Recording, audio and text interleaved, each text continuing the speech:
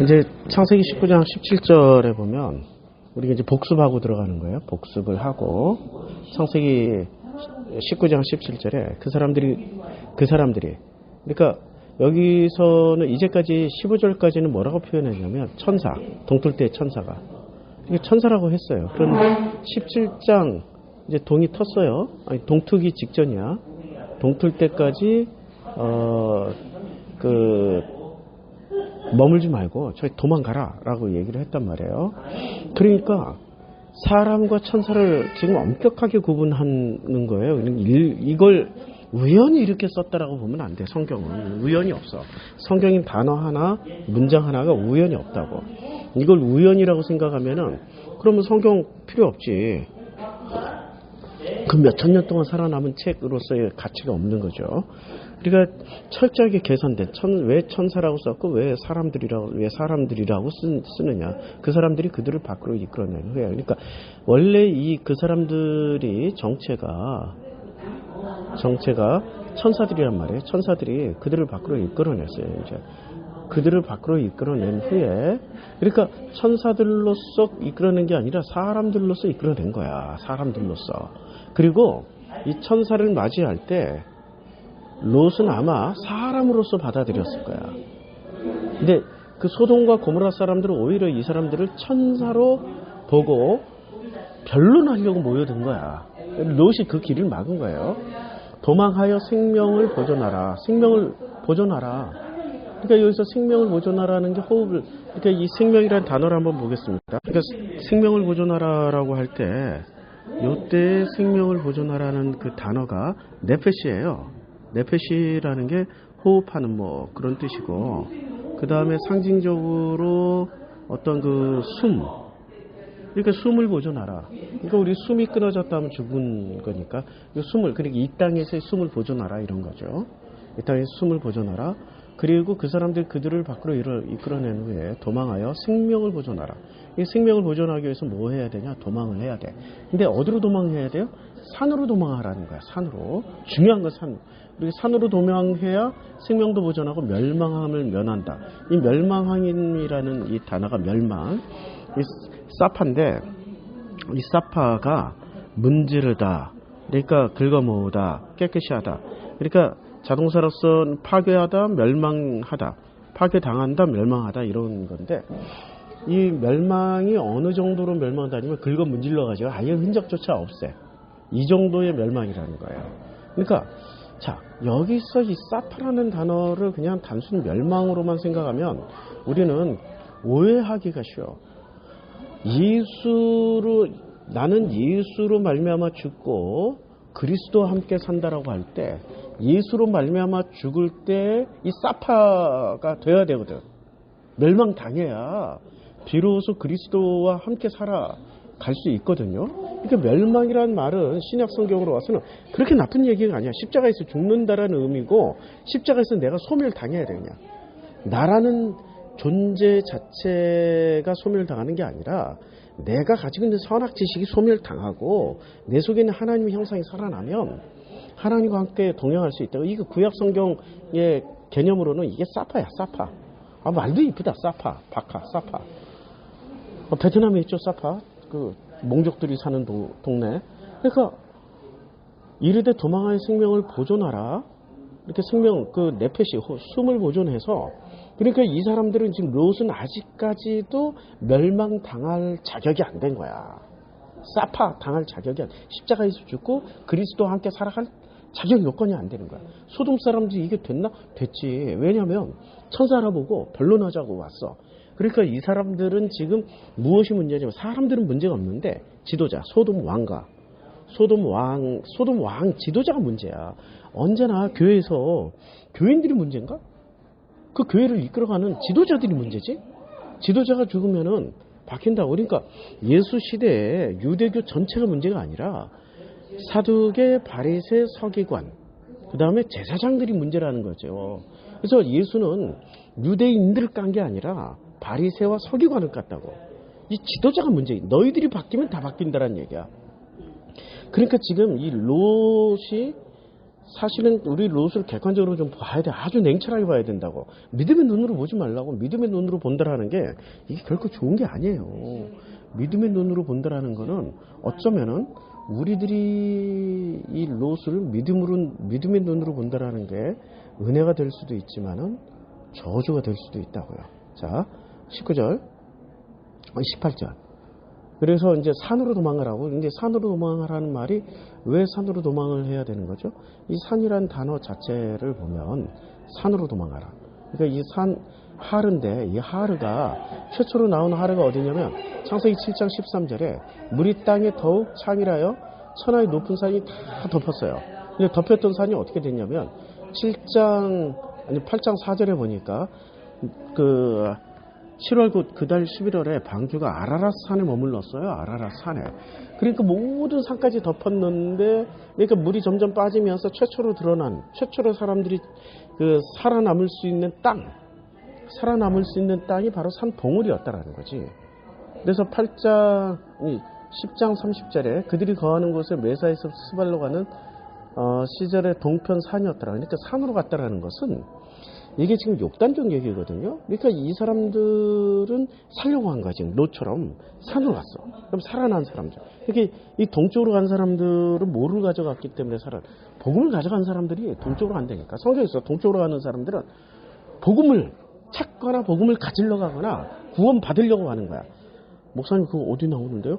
아니 창세기 3장에 한번 보시라고. 창세기 3장에 보면 자 이제 창세기 3장에 여호와 하나님의 에덴 동산을 그를 내보여 그의 근원된 땅을 갈게 했어요.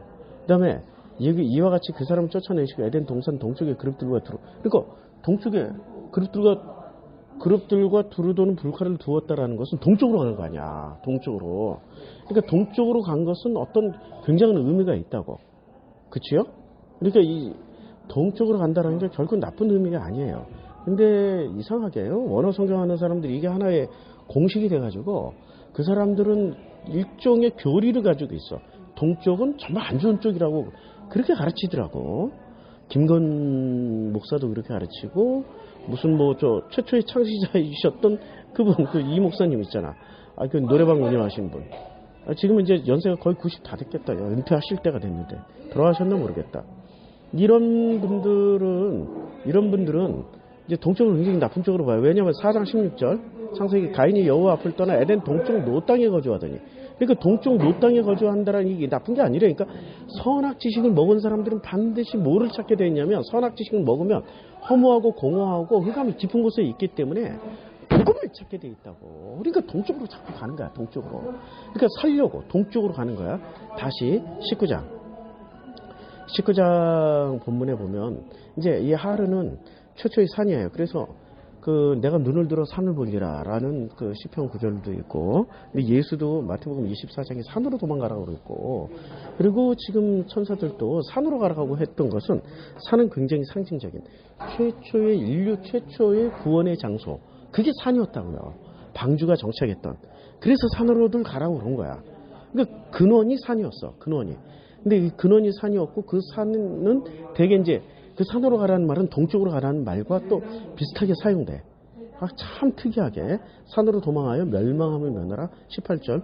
그런데 산으로 도망하지 않고 이 사람들이 어디로 갔어요? 산으로 도망하지 않고 20절 보소서 저 성읍은 도망하기에 가깝고 작기도 하오니 나를 그곳으로 도망하게 하소서. 이는 작은 성읍이 아니니까 내 생명이 보존되리이다. 그러니까 자 성읍으로 도망가라고 이제 창세기 지금 이게 창세기 19장 20절이면 저 성이 이르잖아요. 이르. 우리가 이제까지 공부했던 그 이르라는 단어인데 이 이르는 어떤 기능을 가지고 있습니까? 이 성경에 보면 이 이르는 작은 성, 이르는 창세기 4장 17절부터 나옵니다. 아내와 동침한 그가 잉태하여 에녹을 낳은지라 가인이 성을 쌓고. 그 가인성이에요. 가인성. 그 아들의 이름을 성을 이제 에녹이라고 했어요. 그리고 동쪽으로 가서 기껏 한 게 복음을 찾으러 가서 기껏 한 게 뭐를 했냐면은 이르를 쌓은 거야. 이때부터 이르의 역사는 멸망의 역사가 시작됩니다. 자, 창세기 10장 11장 4절에 보면 또 말하되 자 성과 대를 쌓아 대꼭대기를 하늘에 닿게 하여 우리 이름을 내고 온 집에는 흩어짐을 면하자. 이게 성을 쌓고 무슨 짓을 하자는 거예요? 하나님과 좀 한번 맞짱 뜰 수 있도록 우리 힘을 한번 키워보자, 이런 뜻이거든. 성이라는 게. 그러니까 성이라는 게 결국에는 하나님을 대적하는 장소. 여기가 뭐냐? 한마디로 말해서 이르는 성이라고 번역을 했지만은 성전이라고 보시는 게 훨씬 더 정확합니다. 복음 없는 성전, 하나님 없는 성전. 그러니까 결혼은 여호와랑 하고 결혼 생활은 바알, 아세라와 했던 곳이 어디냐면 성전이에요. 성전에서는 하나님을 모신다고 해놓고 이름만 모셔놓고 실제 내용물은 바알, 아세라 몰렉을 모셔놨다고. 이게 남유다, 북이스라엘에서 자행됐던 일이라고. 솔로몬 이후에 이게 거듭 되풀이 됐던 일이라고. 예루살렘 성전에다가 바알 신상 세워놓고 아세라 신상 세워놓고 몰렉 신상 세워놓고 숭배했다고 아예. 그리고 이름은 여호와라고 불렀다고. 여호와 엘로힘이라고 불렀다고. 이게 이르야. 이게 이르. 그러니까 지금 11장에 보면 어떤 일이 벌어졌냐면 11장에서 이 사람은 이제 저 성읍은 도망하게 가깝고 작기도 하오니, 여기서 작기도 하다, 작다라는 말을 2번 반복을 했단 말이에요. 나를 그것으로 도망하게 해서 이는 작은 성. 이 사람이 지금 뇌구조는, 롯의 뇌구조는 크면 도둑놈이야, 작으면 돼. 그러니까 큰 교회 가면 나쁜 당회장이야, 작은 교회 성격이 작은 교회 하면은 좋은 목사라고 생각하는 거야. 이게 롯의 지금 사고방식이야. 크고 우람하고 웅장하면 뭔가 죄 짓는 자의 모습 같고, 자꾸 초라하게 살면, 그러니까 지금 목사들이 그러잖아요. 반찬 3가지 이상 넣고 먹으면 죄 짓는 것 같고, 우리가 그런 목사를 훌륭하다고 그러잖아. 지금 롯이 딱 그런 사람이라고. 큰 집에서 살면은 목사가 이건 너무 죄스럽다, 야, 그냥 이렇게 조그만 집에서 살자. 이게 자기 그릇 사이즈인데, 근데 그거를 그릇 사이즈라고 그냥 큰 집에서 살만하니까 하나님 주셨구나 생각 안 하고, 작은 데서 살면은 괜찮아, 큰 거는 죄스러워. 이게 지금 롯의 사고 구조예요. 지금 2번 반복했잖아.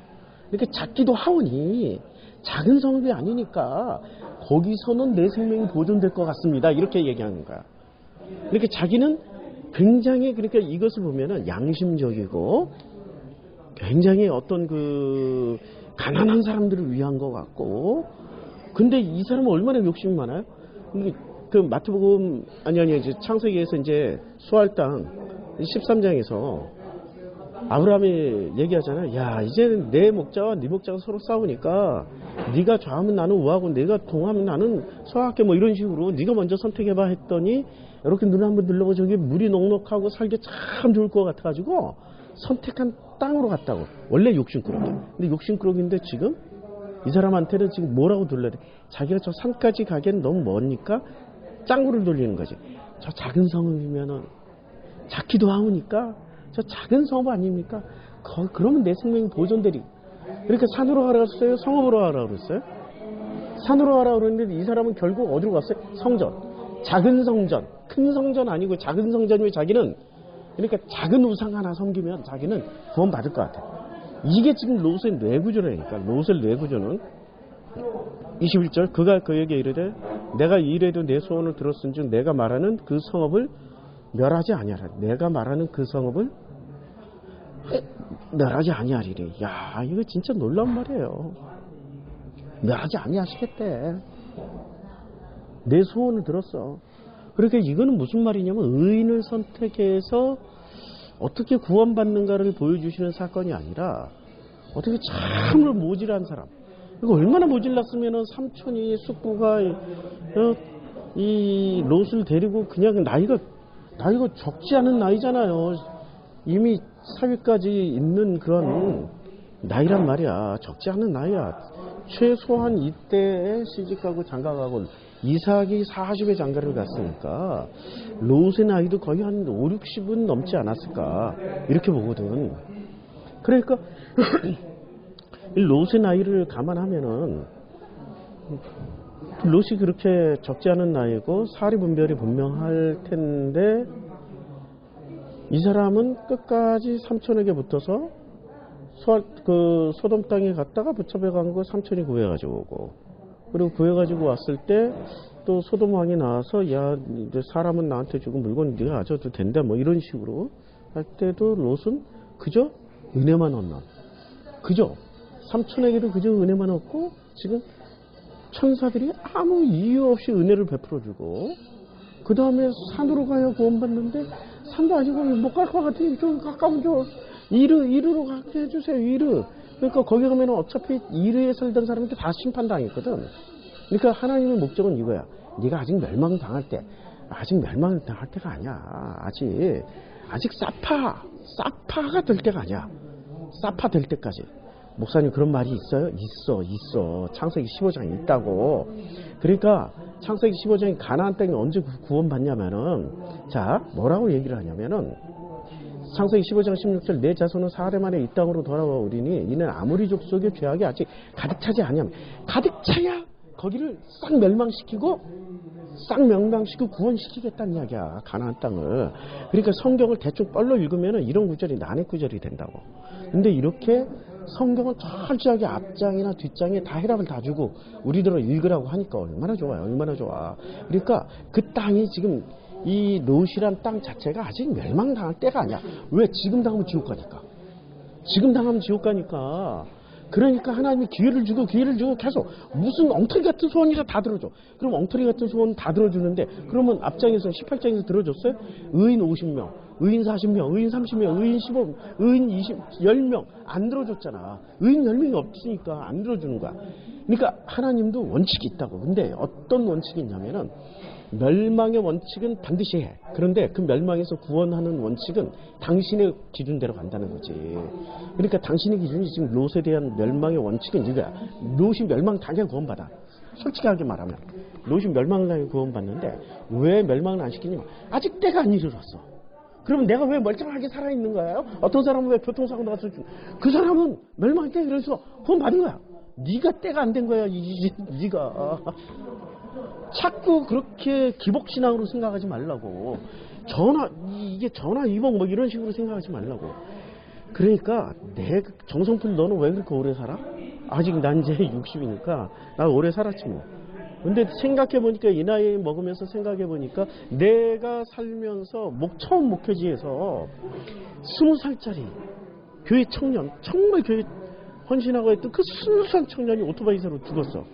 그것도 자기가 오토바이를 끌고 나가고자 해서 나간 게 아니라 방위병 막 입대해가지고 그 방위병 다 동네 선후배들 아니야. 동네 선배 방위가 술 졸라 처먹고 읍내에서 야, 니 나와 오토바이 픽업해줘 뭐 해가지고 안 가도 되는데 그걸 또 선배가 부르니까 가서 그냥 또 계급도 낮고 그러니까. 그런데 오토바이 뒤에 타가지고 이놈 새끼가 뒤에 타가지고 막 술 먹고 지랄하다가 오토바이 흔들려서 그냥 굴러버린 거예요. 그래서 얘는 즉사 그놈은 멀쩡하게 살았어. 얼마나 나는 질문을 많이 했게. 전 나쁜 놈 새끼는 왜 살고 왜 이렇게 착하고 순진한 이렇게 멀쩡한 청년은 왜 죽냐고. 이 죽음에 대한 질문을 끊임없이 던졌어. 우리 아들도 마찬가지였어. 21살에 갔으니까 왜 끊임없이 던졌어. 내가 나쁜 놈이야. 한마디로 내가 너처럼 멸망의 때가 안 이른 거야. 멸망의 때가. 목사님이 이런 설교도 하고 그러는데 왜 멸망의 때가 이미 이르렀잖아. 내 마음은 수십 번 수만 번 죽었어. 수십 번 수만 번 죽었다고. 근데 나의 뇌폐시가 끊어질 때는 아직 멀었어. 아직도 내가 생각해보니까 우리 아들이나 먼저 간 그 강원도 화천에 그 첫 목회지 그 청년이 걔들은 공감 능력이 너무 좋아. 걔들의 특징이 공감 능력이 너무 좋고 눈으로 보고 귀로 듣는 현실을 보고 듣는 귀가 나보다 훨씬 뛰어나. 지금의 60 먹은 나보다도 20살 우리 20살 걔들이 훨씬 더 뛰어났어. 고맙고 감사하지. 그걸 나는 되풀이하면서 걔들을 통해서 배우고 있다니까. 오히려 그리고 롯이 따질 때가 이르지 아니한 거야. 이게 축복이 아니라고. 멸망을 안 당한 게 축복이 아니야. 멸망 당해서 십자가에서 죽는 게 복이라고. 십자가에서 사파 멸망 문질러져 가지고 그냥 완전히 가루가 돼서 날아가는 게 그게 복이라고. 이 사파 당하는 게 복이라고. 사파 당하는 게. 21절 그가 그에게 이르되 내가 이 일에도 내 소원을 들어주었은즉 내가 말하는 그 성읍을 멸망하지 아니하리니 그리로 속히 도망하라. 내가 거기 이르기까지는 내가 아무 일도 행할 수 없노라 하였더라. 그러므로 그 성읍의 이름을 소알이라 불렀더라. 그러니까 롯이 소알에 들어갈 때 해가 돋았더라. 해가 돋았어요. 이제 롯은 살아난 거야. 롯은 그러니까 이 롯이 구원받는 이 스토리를, 이 구원받는 스토리가 이게 구원이 아니야. 멸망에서 그냥 네페시가 살아난 거야. 그런데 롯이 진짜로 구원받는 건 롯 자체가 자기 자신을 저주하면서 정말 나 좀 죽여주세요 할 때에 그때가 구원받을 때가 임한 거야. 나 좀 죽여주세요. 나는 이렇게 사는 게 아무 의미 없어. 허무하고 흑암이 깊고 공허해서 도저히 살 수 없어. 나 좀 죽여주세요 할 때. 나 좀 죽여주세요. 그때가 롯이 거듭난 때라고. 그게 사파가 될 때라고. 사파 멸망당할 때라고. 근데 사람들은 거꾸로 생각해. 이게 기복신앙이라니까. 기복신앙하고 접목이 돼가지고 그냥 목숨만 보존되면 다 축복받은 줄 알아. 목숨 보존당해가지고 죽은 자보다도 못하게 사는 사람들이 얼마나 많은데. 그럼 산 자가 복이야? 지금 죽은 자가 복이야? 우리 어머니 돌아가실 때 너무나도 가난해. 어머니 돌아가실 때 내가 고백을 했다니까. 엄마 잘 돌아가셨어. 더 이상 고생 안 해도 되겠네. 이제 그때 내 수준도. 공감 능력이 많이 떨어질 때. 참, 할 말이 참 많아요. 그런데 이게 우리가 생각하는 이 세상사가 현실이 우리가 생각하는 현실 그대로 생각해서는 안 된다고. 자, 이제 여기까지 하고 이제 되게 시끄럽다.